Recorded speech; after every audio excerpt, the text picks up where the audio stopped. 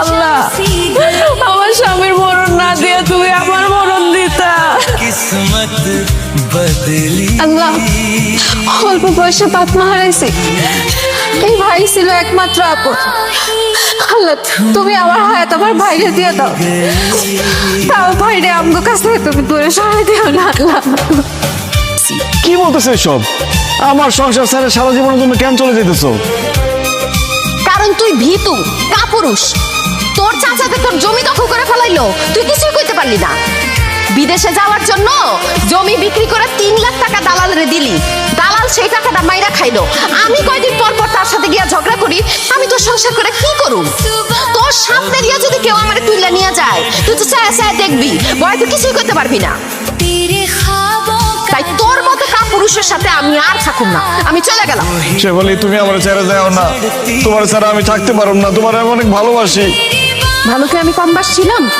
আমার বাপ মা মাইনা নাইনা দেখা আমি পালায় গিয়া তোমারে বিয়া করছি। আমার বাপ মা এখন পর্যন্ত আমার সঙ্গে কথা কয় না, আমগো বিয়া মাইনা নেয় নাই।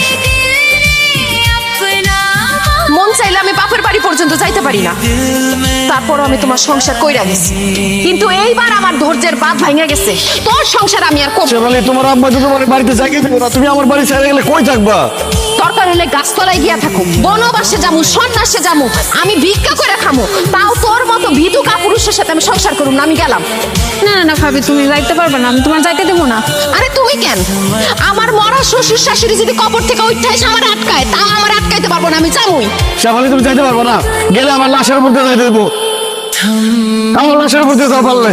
আরে তুই তো জিদ্দা লাশ, তুই ময়রা ভূত হয়ে গেলে আমার আজকে আটকাইতে পারবি না। দেখ তোরে ডিঙ্গা কেমনি যায়। শেফালি শেফালি শেফালি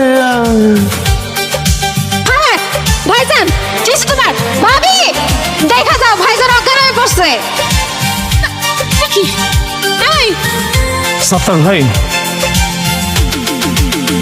আজকে থেকে আপনার যা যা কেন ডাক্তার সাহেব? কারণ আপনি আর বেশি দিন বাঁচবেন না। আল্লাহ, ডাক্তার সাহেব আপনি এসব কি কইতেছেন? আমার জামাই বেশি দিন বাঁচবো না মানে? ওর কি হয়েছে? আপনার স্বামীর ক্যান্সার ধরা পড়ছে, একদম লাস্ট স্টেজ। আপনারা ওনাকে নিয়ে আসতে অনেক দেরি করে ফেলেছেন, এখন আর আমাদের হাতে করার কিছুই না। আমার মনে হয় ওনাকে অন্য কোথাও নিয়ে চিকিৎসা করিয়েও কোনো লাভ হবে না। তার চাইতে বরং ওনার যদি কোনো শেষ ইচ্ছা থাকে সেটা পূরণের ব্যবস্থা করেন। না না, আমি বিশ্বাস করি না, আমার ভাইজানের কিছু হইতে পারে না। ডাক্তার সাহেব আপনি আরেকটু ভালো করে পরীক্ষা নিরীক্ষা করে দেখেন। আমি ভালো মতো পরীক্ষা নিরীক্ষা করেই বলছি, তারপরে যদি আপনাদের বিশ্বাস না হয় অন্য কোথাও গিয়ে পরীক্ষা নিরীক্ষা করাতে পারেন।